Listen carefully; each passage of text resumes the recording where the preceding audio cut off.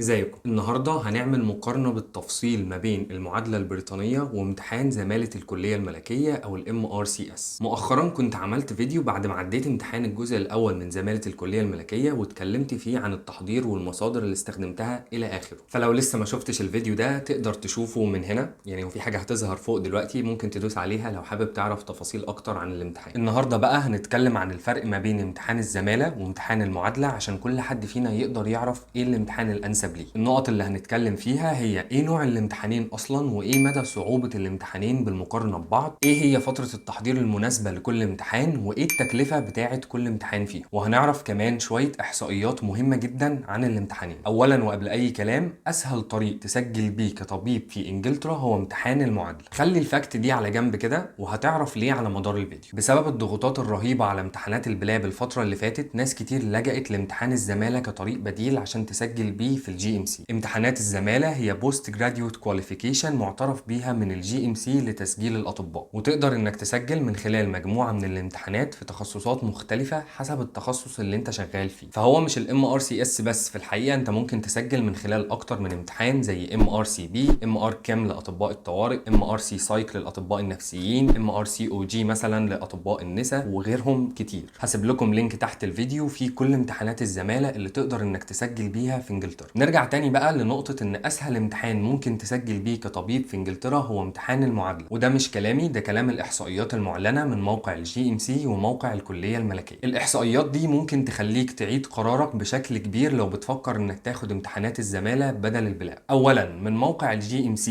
نسب النجاح في امتحان المعادلة خلال سنة 2022 كانت 71% لبلاب 1 و64% لبلاب 2. تمام، تعالوا بقى نروح لاحصائيات الكلية الملكية للجراحين اللي بتقول ان نسب النجاح في امتحان الجزء الاول من الزمالة هي من 30 ل 35%، وامتحان الجزء الثاني من 57 ل 60%. انتوا متخيلين الفرق؟ يعني كمقارنة صغيرة ما بين امتحان بلاب 1 وامتحان الجزء الاول من زمالة الكلية الملكية للجراحين عشان نعرف المقياس ما بين الامتحانين. امتحان بلاب 1 بيكون 180 سؤال ومدته 3 ساعات، ونسب النجاح فيه السنة اللي فاتت كانت 71%. اما امتحان الجزء الاول من زمالة الكلية الملكية للجراحين او MRCS بيكون 300 سؤال على ورقتين، مدة الامتحان 5 ساعات، ونسب النجاح المعلنة هي من 30 ل 35% بس. بلاب 1 71%، MRCS 35%. طيب من حيث التكلفة، امتحان المعادلة الجزء الأول والثاني تكلفتهم تقريبا 1114 باوند، ضيف عليهم تكلفة السفر والإقامة خلال فترة امتحان بلاب 2. أما تكلفة امتحان ال MRCS الجزء الأول والثاني هي تقريبا 1500 باوند. طبعا لو حسبنا تكلفة السفر والإقامة هنلاقي إن تكلفة البلاب أكيد أعلى. بس نقول تاني، إيه فرص إنك تنجح في امتحان البلاب من أول مرة مقارنة بفرص إنك تنجح في امتحان الزمالة أو ال MRCS من أول مرة؟ لان امتحان ال MRCS ممكن تكون تكلفته اقل، بس فرص انك تنجح فيه من اول مرة هي اقل بكتير من امتحان البلاب. بالنسبة لفترة التحضير، امتحان المعادلة بيحتاج شهرين تقريبا لبلاب 1 وشهرين برضو زيهم لامتحان بلاب 2، وده لانه بيختبر معلوماتك على مستوى طبيب حديث التخرج، فمش بتحتاج انك تدخل في تفاصيل طبية كبيرة جوه الامتحان. لو جينا نقارن الكلام ده بقى بامتحان الجزء الثاني من الزمالة هنلاقي ان امتحان ال MRCS بيحتاج تحضير تقريبا من 4 ل 6 شهور، وكون انك تنجح فيه وانت دكتور حديث التخرج وما عندكش خبرة اكلينيكية ملمة بالتخصص ده بيكون اصعب بكتير من بلاب 2. لان امتحان الجزء الثاني من ال MRCS بيحطك في مواقف يختبر فيها الكلينيكال سكيلز بتاعتك والابلايد سيرجيكال اكسبيرينس اللي هي مش هتكون موجودة عندك اصلا لو انت دكتور حديث التخرج. واللي بيأكد الكلام ده تاني هي الاحصائيات اللي بتقول ان نسب النجاح في بلاب 2 السنة اللي فاتت كانت 64%، اما نسب النجاح المعلنة ل MRCS بارت بي هي من 57 ل 60%.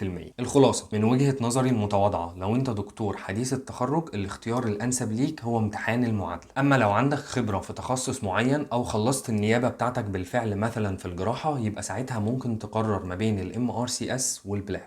اتمنى تكونوا استفدتوا من الفيديو، ما تنسوش بقى تعملوا لايك وسبسكرايب يعني لو لسه ما عملتوش، ولو حد عنده اي سؤال يا ريت يسيبه في الكومنتس واكيد هرد عليه، وان شاء الله اشوفكم الفيديو اللي جاي.